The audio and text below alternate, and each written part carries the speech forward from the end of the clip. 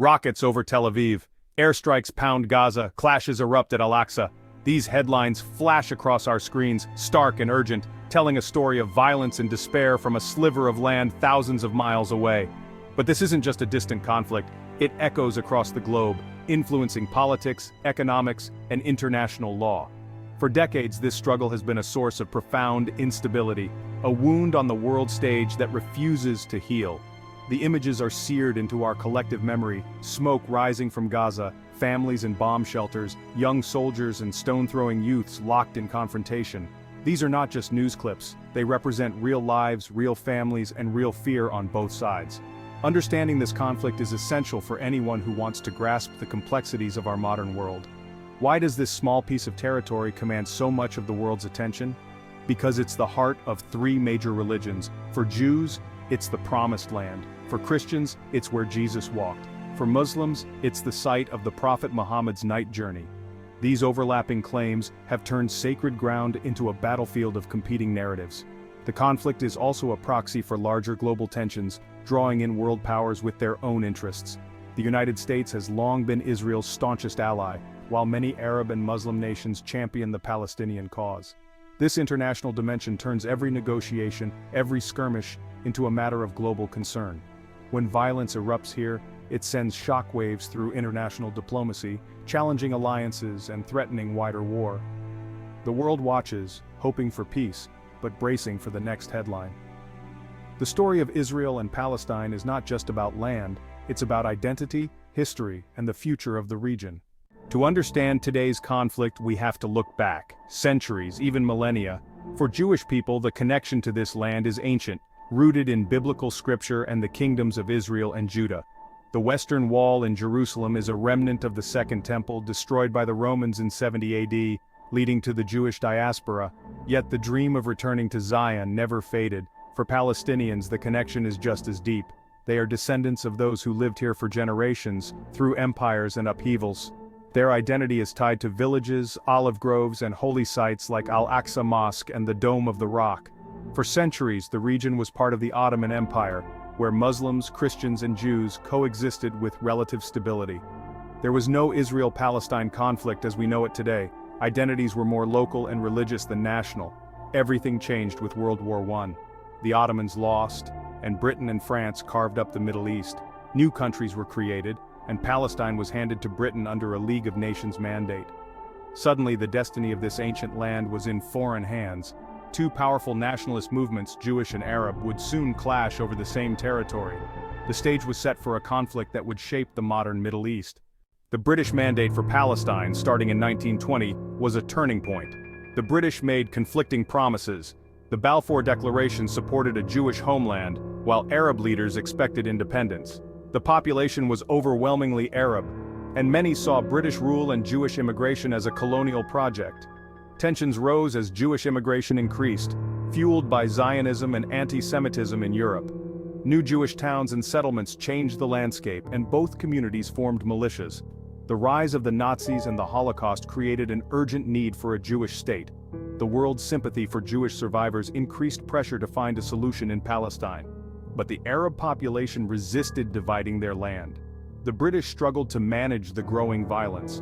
By the late 1940s, the situation was explosive. The world was watching, and the fate of Palestine hung in the balance. The next chapter would change everything. By 1947, Britain handed the problem to the United Nations. The UN proposed partition: 2 states, one Jewish, one Arab, with Jerusalem under international control. Jewish leaders accepted, seeing a chance for statehood. Arab leaders rejected it, calling it unfair. The plan gave 56% of the land to the Jewish state, though Jews were a third of the population and owned a fraction of the land. As the British withdrew, both sides prepared for war.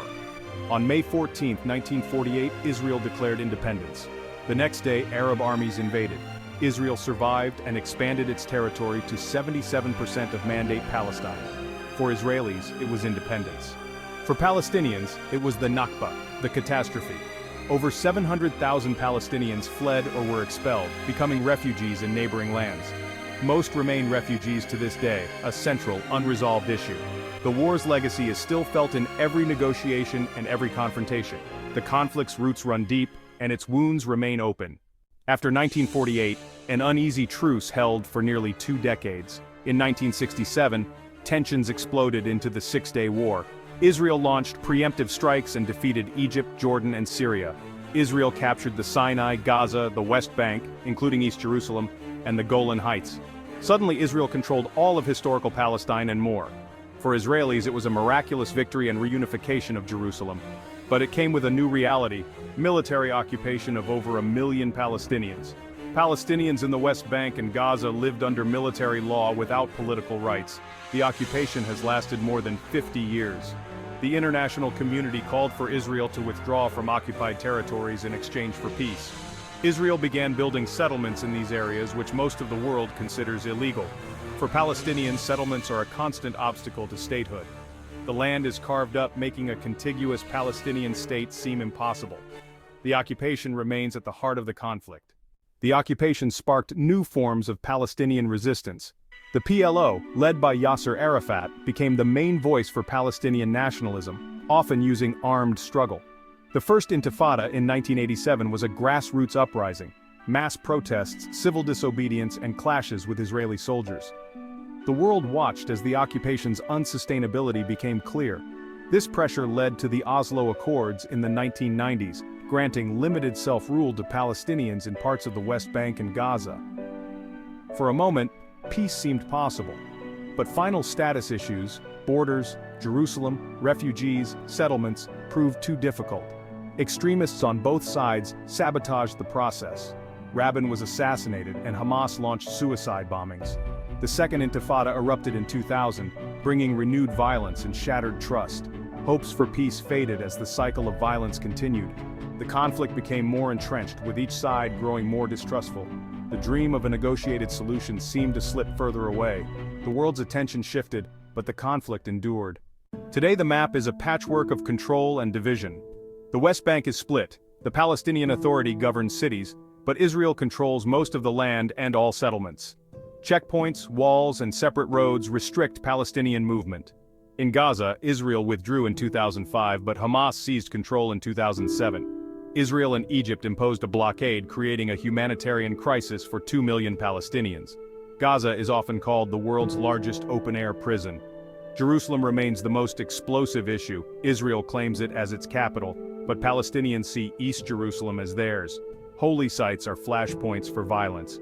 Palestinian leadership is divided between Fatah in the West Bank and Hamas in Gaza, weakening their position. Israeli politics have shifted right, with governments supporting settlement expansion and skeptical of a Palestinian state. The situation is more fragmented and complex than ever. The dream of a two-state solution seems increasingly distant. Beyond politics, the human cost is staggering. Generations of Palestinians have grown up under occupation, facing daily restrictions and uncertainty. Many see little hope for the future, fueling anger and resistance. Israelis live with the threat of rocket attacks and violence, and a society shaped by conflict and insecurity.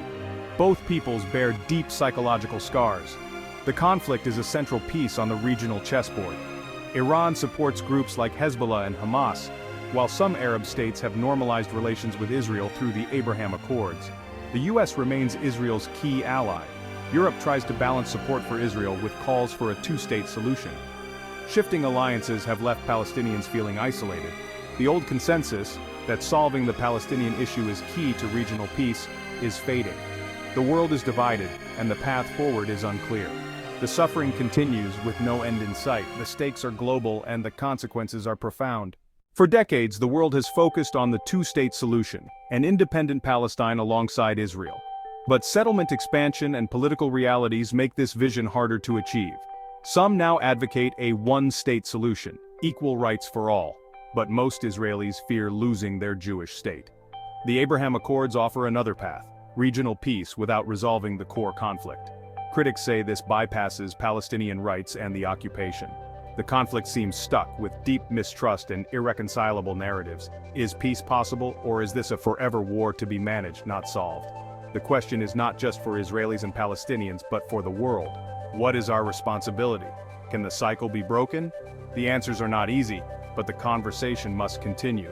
The future depends on it. What do you think?